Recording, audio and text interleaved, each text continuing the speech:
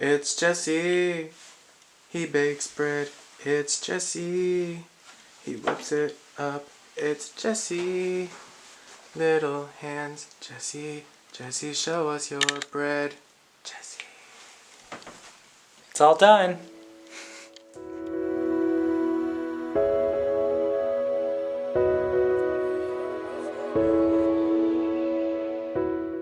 Hey guys, welcome to Baking with Jesse. Today we're going to be making these wonderfully beautiful and simple challah breads. I'm going to teach you how to make the dough and even teach you how to braid it, which is a lot simpler than it seems. Now, traditionally, challah is a Jewish bread, but I'm not Jewish and I don't think you really have to be Jewish to make it, but it has a really cool history. Originally, whenever they were making challah, they set apart part of the dough as a sacrifice and as an offering to the Lord. So I think it has a really beautiful history and the bread itself is amazing. So this recipe makes 2 large loaves and it has a ton of eggs in it, making it like an enriched dough. So let's get cracking. So you'll need 2 1/4 cups of warm water, 1 1/2 tablespoons of instant yeast, 8 to 10 egg yolks, 5 tablespoons of vegetable oil, 4 1/2 tablespoons of honey, 2 teaspoons of vanilla extract, 7 1/2 cups of all-purpose flour, and 4 teaspoons of kosher salt.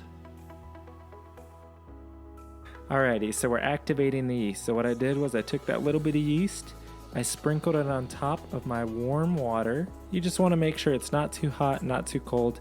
Some people say don't mix it, but I like to give it a good mix. And that's your bread, people. It's all done. Just kidding, that's not true. Okay, so we're gonna let that sit for about 5 minutes while it activates. Now we're gonna take our 10 egg yolks. It really just depends on the size of your eggs, because I had 10 and it was about 6 ounces. However, if your eggs are huge, like mega huge, or you have those crazy triple yolked eggs, then it might be less. Now we're gonna take that, we're gonna dump the honey in, give it a little help, because that honey is thick. And we're gonna take our vanilla, add it on in there. And we're gonna take the oil and add it in there as well. I'm gonna give this a good mix, maybe. And then we're gonna add this guy to our yeast mixture. Okay, it's come together. So we're gonna take our yeast mixture over here. Oh wow, I don't know if you saw that. That was actually really cool. You could see it bloom. It was kind of like instantaneous. We're gonna pour the rest of our liquid in here and we're gonna give it a stir. And they just look yummy. We're gonna get our flour, put it all in here. And the first thing we're gonna do is we're going to take this and we're gonna coat the salt in the flour. Now the reason for that is because the yeast mixture that we just activated and got going, if it comes in direct contact with the salt, it can kill it. So yeast is a living organism and we did make sure that we don't kill it, that we treat it with respect and dignity like all things with life should have. Okay? So I'm gonna sprinkle my salt on there.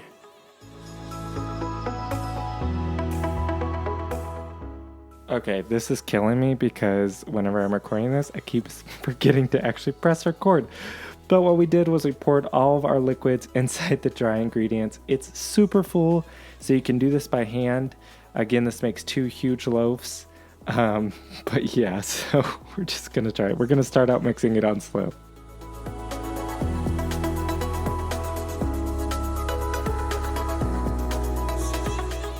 Now that it is just incorporated, it's not kneaded all the way by any means, we're gonna let it sit for 5 to 10 minutes. Now this process is called the autolyse, is I believe how you, or autolyse, I don't know how you actually pronounce it, but it gives the flour in the dough a chance to actually absorb all the liquids. And so it creates a really even textured dough ball, which is what we're looking for. So we're just gonna pause it here for just a second, and we'll be back in 5 to 10. Alrighty folks, so it's been sitting a couple minutes and you can already tell the difference in the dough. A lot of times you'll have these little bumps of basically flour pockets, and whenever you let it sit for a couple minutes, I actually let it go about 20 because I got lost on a game on my phone, But yeah, you can see a good texture there. So I'm gonna keep mixing it, and we're looking for a smooth, concise texture. And yeah, that's about it. So let's go.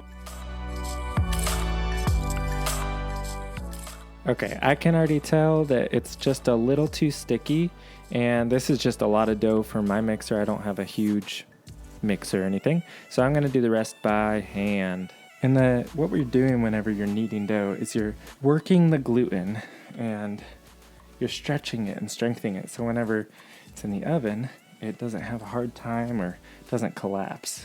So you really want to make sure you do this process thoroughly. Okie dokie, y'all. So you're gonna take an oiled bowl like this and like this. Top side first, and then flip it. What that does, as I've explained in some of my previous videos, keeps the top kind of moist. I'll just give it another little squirt while it rises so that the top doesn't get hardened like skin. So you don't want that. You're gonna let it rise for about 45 minutes to about hour and 15, just depending on how warm your kitchen is, until it's doubled in size. So the braiding process, which is coming next, is a little difficult, but is so worth it. So if you need to watch this next part a couple times, do that, because braided bread just looks so beautiful, and it's like really impressive, but it's like really easy to do. So it's kind of hard to explain verbally how to do it. So just watch it a couple times, I'm sure you'll be great. Next, we're gonna take our risen dough and we're just gonna knock it down by pressing it. Oh man, look at all those air bubbles. Oh my gosh, that's satisfying. So we'll take that, we're gonna divide it in half, and then divide each of those halves into 6 parts for the braids.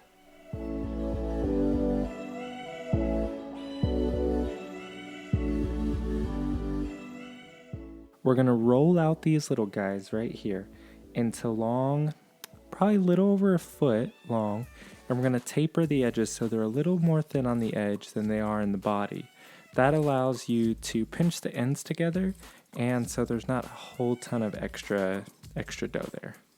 I find that even if they're not exactly the same, having them pretty close is nice, but it's pretty forgiving whenever it bakes. This is kind of where we go back and even everything up. This guy's like a fat snake in the middle. Okay, that one's pretty ugly. You're gonna take these 6 guys, and you're gonna take 3 of them, pinch the ends together, take the other 3 and pinch the ends together, and then you'll pinch both of those together. Separate them like this with 2 on the outside and 2 groups of 2 in the middle. You'll cross over the outside ones, and you're gonna start with the one that went under. You'll bring it to the middle, and then with that group of 2, you'll take the farthest one and bring it back to the outside. And then you do that same process with the other side, alternating between the 2 as you braid it until you get to the end.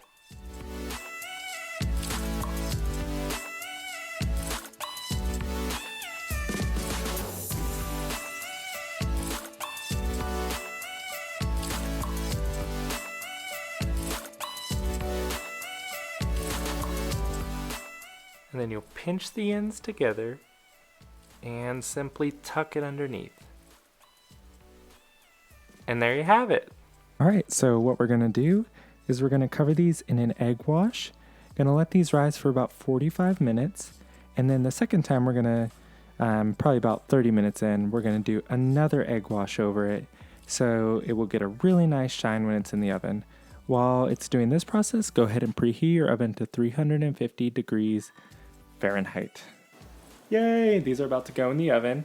One of them I put poppy seed on. Oh gosh, don't slide away. I put poppy seed on the second egg wash. So yeah, we're gonna bake them for 20 minutes at 350. We're gonna rotate them, and then we're gonna bake them for another 15 to 20 minutes. And they should be great. Whenever they're done, they should have a hollow sound if you knock on the bottom of them, or if you insert a thermometer, it should come out to 190 degrees Fahrenheit. So you definitely want to make sure they're not doughy, because yeah, it's just kind of gross, to be honest. So let's put them in. Out of the oven. Out of the oven. Out of the oven. They're done, boys.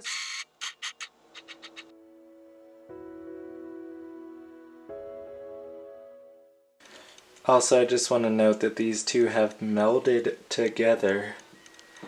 They're like brothers, only closer.